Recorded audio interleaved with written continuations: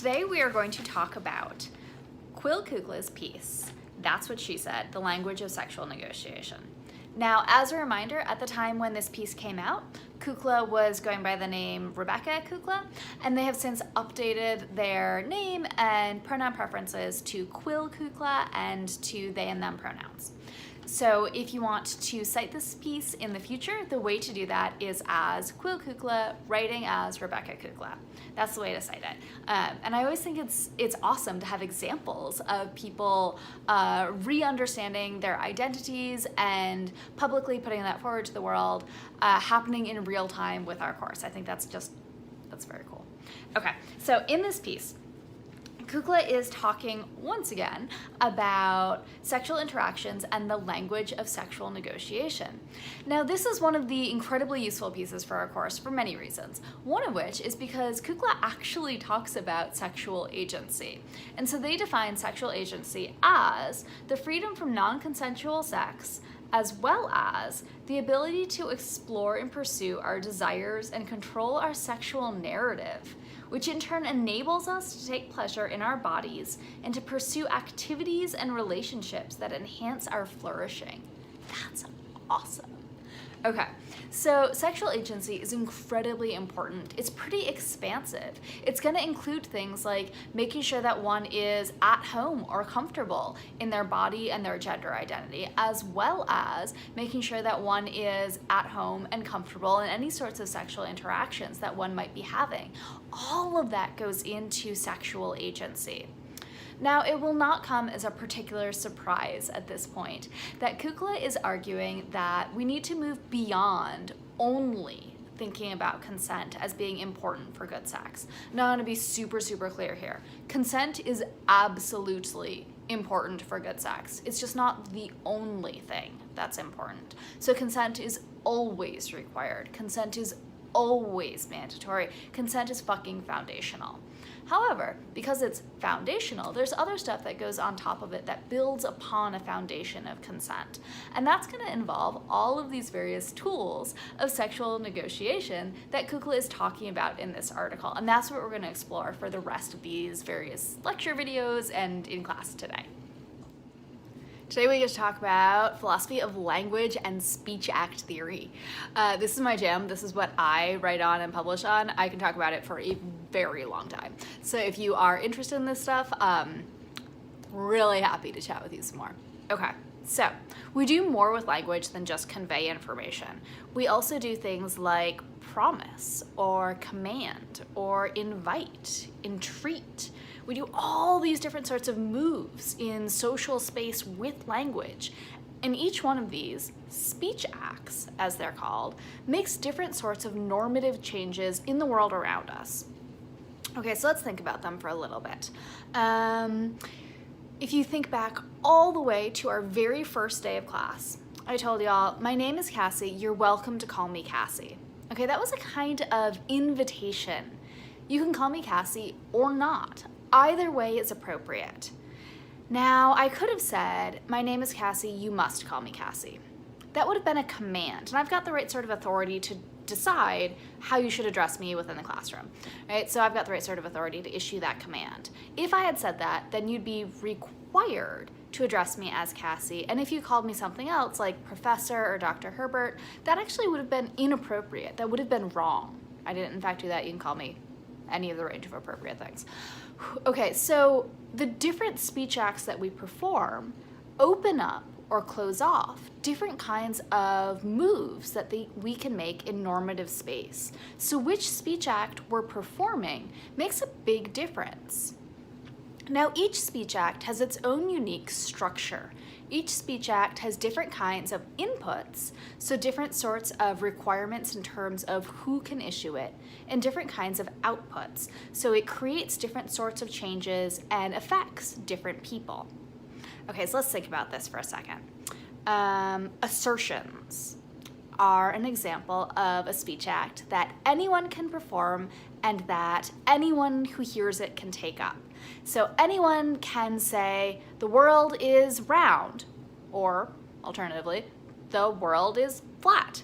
An assertion doesn't actually have to be true. Anyone is authorized or entitled to issue that kind of speech act. Anyone who hears it can take it up and either believe it or not. Hopefully you don't believe the one about the earth being flat. Okay. So assertions are something that are called agent neutral in their inputs or outputs. However, some speech acts are agent relative in their inputs or outputs. So let's think about commands. Again, as I said before, not anyone can issue a command. You have to have the right sort of positioning, the right sort of authority in order to issue a command. So I can tell y'all to do certain sorts of things in the context of our class. I can tell you, turn in a paper on Friday. You don't really have a paper due on Friday. I can tell you to go answer the discussion questions. I can command you to do all kinds of things because I've got the right sort of authority within the context of our class to issue those sorts of commands. And you have to do them. And if you don't, you've done something incorrect. You've done something inappropriate by not following those commands. However, I can't command you to do just anything. I can't command you to listen to a certain kind of music in your spare time, right? So commands are still context sensitive. And if somebody else was walking by when they heard me issue these commands, they aren't going to be bound by them. The commands are to you and not to just anybody. So if somebody else heard me say, go answer to the discussion questions, they don't now need to go answer those discussion questions. It's only to the people who are under my authority who have to do this. So this is how commands work. They've got certain sorts of input conditions and they create certain sorts of outputs for specific people. Let's think about another one. Let's think about a request. If I ask my friend, hey, could you help me, I really want to build an axe throwing contraption in my backyard. So if I ask my friend to come over and help me build this axe throwing, it's like a backstop, I don't know what it's called, this axe throwing thing. If I ask my friend, hey, could you give me a hand with this?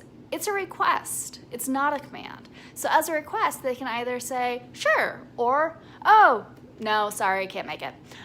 You're allowed to either say yes or no to a request in a way that you can't for a command. For a command, you have to do it. Okay, so each speech act has a different kind of structure. They have different kinds of inputs and outputs. Crucially, a speech act can have different kinds of surface grammar. Right? So you can use the same words to issue different kinds of speech acts. So we can, let's see what's an example. I can say, gee, I sure am chilly. Actually, that sounded resentful. I can say, gee, I sure am chilly, and that can be just a statement about my body temperature. However, if I make really intense eye contact with the person sitting right next to the window and say, gee, I sure am chilly, that's either a request or, depending on if I have authority over them, a command to close the window. So we can use the exact same surface grammar, the exact same words, to issue different kinds of speech acts. That makes things complicated. That means that we need to rely on context and convention in order to figure out what speech act a person has performed. Now, the final crucial thing is that it's not about a speaker's intentions. The speaker's intentions don't determine what kind of speech act they're performing. So within the context of our class, I might look around and say, oh, can I borrow your pen, to the student sitting next to me? Sounds like I might have just issued a request, but as the professor in that classroom, that was really a command. It would be really difficult for somebody to say no to me in that context. So even if I were intending to issue a request, I probably can't within the context of our classroom. I probably am limited largely to commands right there because I have a certain kind of authority that saying no is not always an option. So it's not about what my intentions are, it's not what other speakers' intentions are, it's about how that language functions within the context in which they're speaking. Okay, language is so cool. Okay, let's talk about invitations. First, I'm going to talk about how invitations work normally, and then I'm going to talk about how they work in the context of sexual negotiation. Okay, so invitations are something that you can really only issue on your own behalf. So if I'm hosting a dinner party, I get to invite people to it. If maybe one of my friends was helping me organize this dinner party, I could be like, oh yeah, you're a co-host. You get to invite people too. But that's only because they're now inhabiting that position of being a co-host. I can't invite people over to your house. That would be truly weird and alarming, right? Okay, so invitations can only be issued by people who have got the appropriate standing to issue that invitation. Invitations are also only issued to specific people or groups of people. So if I invite y'all over to my house for this fabulous dinner party I'm apparently planning, y'all would then be invited to my home. But if somebody was walking by and just overheard that, they don't get to show up, right? So the invitation doesn't apply to whoever heard it. It applies to whoever it was directed towards. Now, there are a couple key features about invitations. One is that the person being invited has to be able to say either yes or no. If they can't really say no, it's not an invitation. Then it's a command, regardless of how the speaker dressed it up, regardless of the speaker's intentions. This is actually something that we see going wrong a lot in the context of bosses or other folks with power trying to ask out their employees or their underlings. If somebody has so much power that saying no isn't really an option, then completely regardless of the speaker's intentions, it's not going to work as an invitation. It's just a command. Again, they can have the best intentions in the world, but if they're in such a position where saying no isn't really an option, it's not an invitation. Okay. So, crucially, for an invitation to work, people have to be able to say either yes or no. If they say no, then, assuming that it was a well-crafted invitation, the proper response is to say, oh, thank you so much for the invite, I can't make it, I've got to work, or I'm really busy, whatever the reason is. Right? So part of turning down the invitation involves expressing gratitude for it. And this is, again, how invitations work. You can say yes or no. If you say no, then you properly owe the inviter gratitude. Okay, so Kukla argues that invitations are one of the key tools that we use in the context of sexual negotiations. Someone might say, hey, would you like to come back to my place? Or they might say, do you want to try the new strap-on I got? Or they might say, would you like me to go down on you? Whatever it is, right? The invitation is structured such that the person it's being expressed to can either say, yeah, I'd love to, or, oh, no thanks.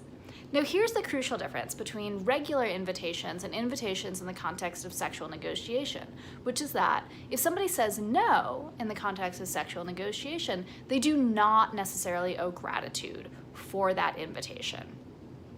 Now, I think this becomes especially clear once we start thinking about, things like catcalling or street harassment. If somebody says, hey baby, want to get in my car? You don't have to say, oh, thank you so much for that kind invitation. Sorry, I've got someplace to be. You don't even have to say, oh, thanks, but no. You can just say, or walk away. There is no gratitude that's required in the face of this invitation. You might choose to express gratitude in other contexts. If you go on a date and someone says, hey, do you want to go back to my place? You might say, oh, thanks, I had a lovely time, but I've got to be up early in the morning. See ya. So you might choose to express gratitude, but you aren't required to. And that's incredibly important in the context of sex and sexual negotiation. That you don't have to be grateful for every single thing somebody invites you to do. All right, you can just say, oh, no, that's not my kink, no thanks. Or I would prefer not to, or just no. Any of those are perfectly fine responses. Let's talk about gift offers. Kukla argues that gift offers are one of the other primary tools that we use in sexual negotiations. So let's think about how gift offers typically work. So first of all, a gift offer has to be freely given. If somebody is compelled to give a gift, then it's not really a gift, it's something else. Okay, so a gift has to be freely given for it to be actually a gift. It also needs to be something that is picked out with at least the hope that the recipient will like it. Now, sometimes people get things wrong, they mistime gifts, gift giving is stressful. But at least there needs to be this expectation or this hope that the other person will like it. So they need to be targeted or designed for the recipient. Let's see what else. If somebody is given a gift, they properly ought to express gratitude for receiving it. Oh, thank you so much for the lovely gift. Gift giving is also essentially reciprocal, which means that if you give somebody a gift, then they are properly supposed to wait some amount of time and think about some way to give you a gift in return. Now, gift giving can go deeply wrong when people treat that reciprocal nature of gift giving as instead being transactional. So let's think about this. If you go up to one of your friends and you're like, hey, I read this book and I thought that you would really like it, so here, this is my gift for you. They take it and they look really panicked and are like, here, take my coffee that I'm drinking, it's a gift for you. You know that things are going weirdly, right? Now maybe you have some whole joking repertoire with your friend. Obviously there are counterexamples. But usually it doesn't have to be the case that you give somebody a gift and then they must give you a gift immediately. Or let's continue to think about that example.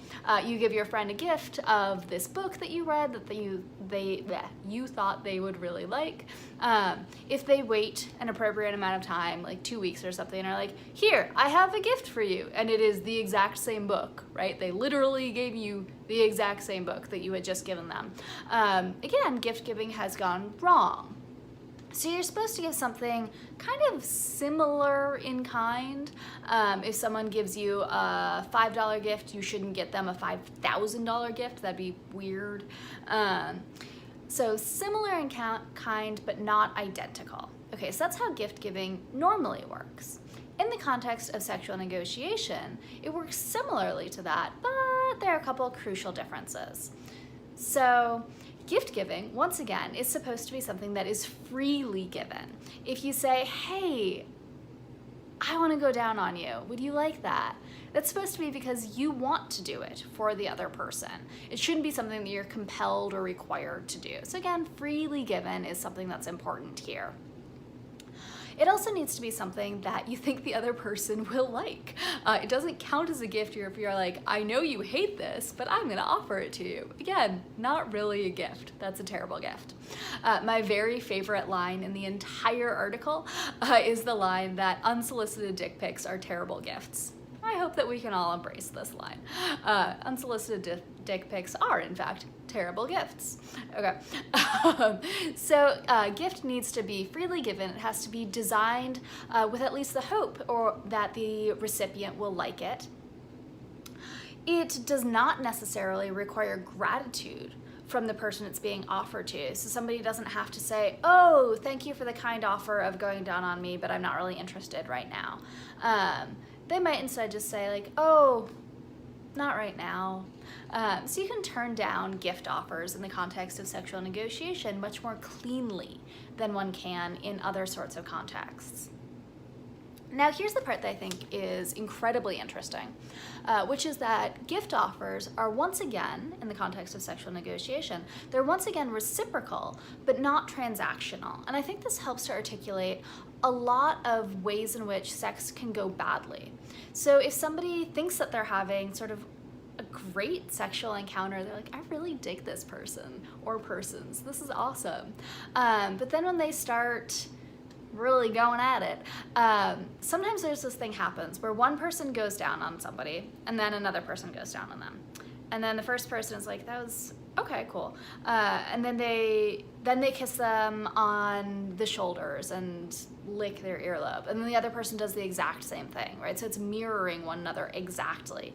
And it starts to feel like, oh, was this just a transaction where in order for me to do whatever to you, you did it first to me so that then I was obligated? Like there's a bad feeling that can result from this kind of, again, transactional sex if people don't know that that's what they're getting into. Now, transactional sex, if that's what people know they're getting into, is totally fine. But it's important that people know up front what sort of sexual encounter they're having. So if people are using the language of gift giving or using the veneer of gift giving, but that's not really what it is, they're just using this veneer of giving a gift in order to get that same thing back, things have gone importantly wrong. Okay, the last point that I want to make sure I flag here is that we've talked a lot about the ways in which sexual encounters can go really badly when one person is pressured into a kind of sex, or especially when people are pressured into unwanted or undesired sex. I want to talk about ways in which sex can go beautifully and wonderfully, even when somebody might not have initially conceived of that sex as the thing that they were interested in. I want to make sure I qualify this quite carefully.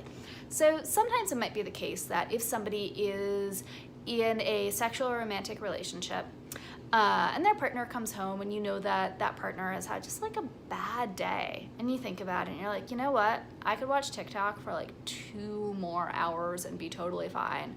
Or I could have sex, that would also be totally fine. I know that my partner gets a great deal of comfort from sex, and so for my partner's sake, sure, I'll have sex.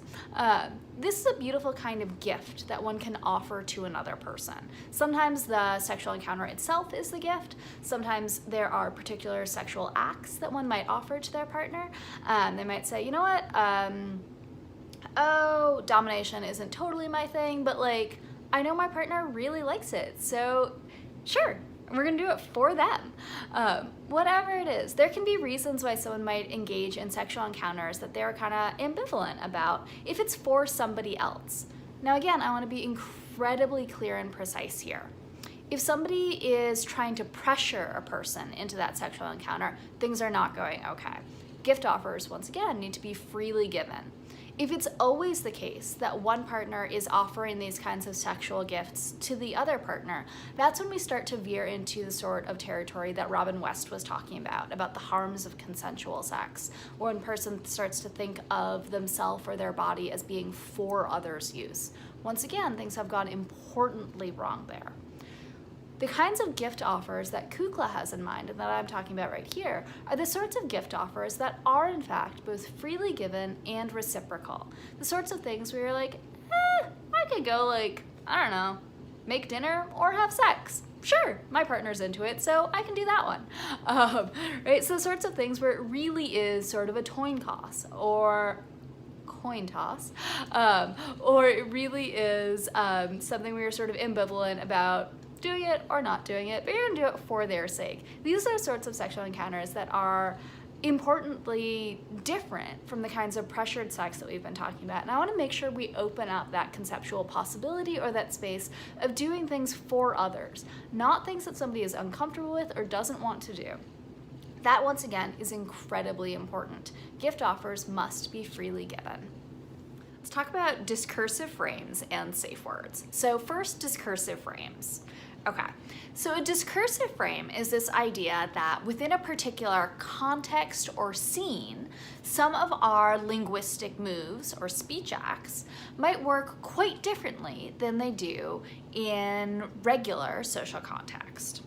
So you might think of it as something like a picture frame, right? Once you see the picture frame, you know that whatever's inside it isn't just a continuation of the wall, it's its own unique scene, its own unique setting.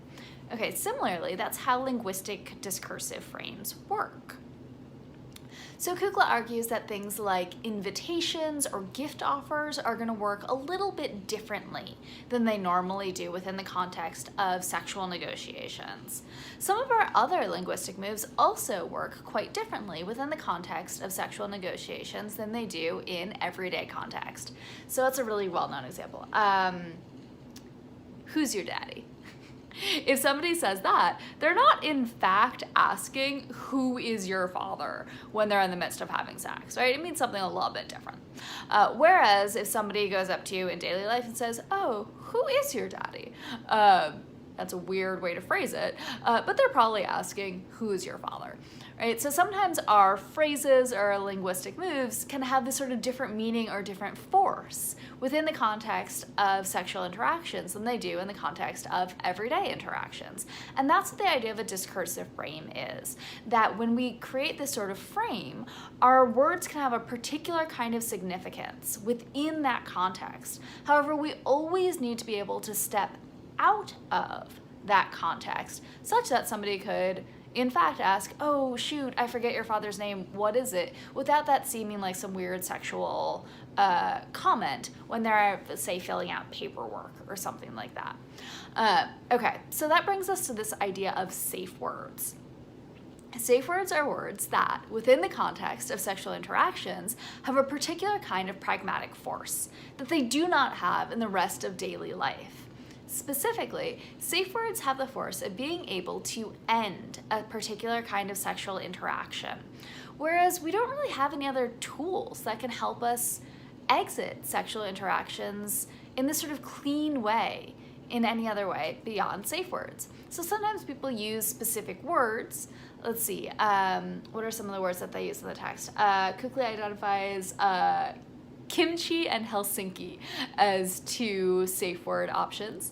Sometimes people will use the red, yellow, green light system, where red means gotta stop now. Yellow means you're approaching my boundaries, go real carefully and pay a lot of attention to my signals. And green means this is great, keep going. So either system provides an opportunity for people to clearly end the sexual interaction. And one of the things that's so useful about safe words is that they provide this opportunity to end it cleanly, right? So oftentimes, and I think this really, really articulates part of what was going on in the interaction in Cat Person between Margot and Robert, is that sometimes people will find themselves in sexual encounters and not know how to get out of it. Because if you just say, never mind, I don't want to do this anymore, that will often require like a lot of discussion, a lot of being like, oh, it's not you, it's me, or whatever that is, comforting the other person. And that can just feel emotionally exhausting sometimes. And so sometimes people will go along with sexual encounters, even if they don't want to go along with them, because they don't have any tools for exiting.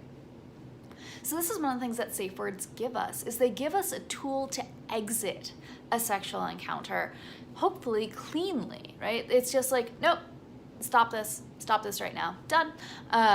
And so sometimes there'll be some sort of debrief of, which part of it do you not want to do again? Which part of it was going against your boundaries? Sometimes it'll require some conversation to make sure that everyone's on the same page, but it doesn't require this sort of comforting of the other person, comforting of the person who was safe worded. And I think that's an incredibly important tool and mechanism.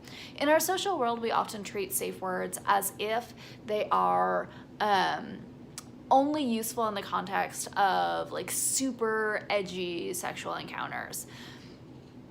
All sexual encounters are edgy and unique and complicated in some way or another. All sexual encounters necessarily should have the option of ending them, or exiting them. And safe words are useful in every single sexual encounter. So if you take nothing else away from this class, I hope you take away the value and empowering possibility of safe words, because I think they're incredibly useful in sexual encounters, as well as sometimes people use them in everyday life in terms of like, I don't know, putting chili peppers into the cooking, whatever. Sometimes people will say things like, oh, yellow, as a way of being like, be real careful, you're over seasoning it for me. Safe words are so useful. Use them for everything. Safe words are fantastic.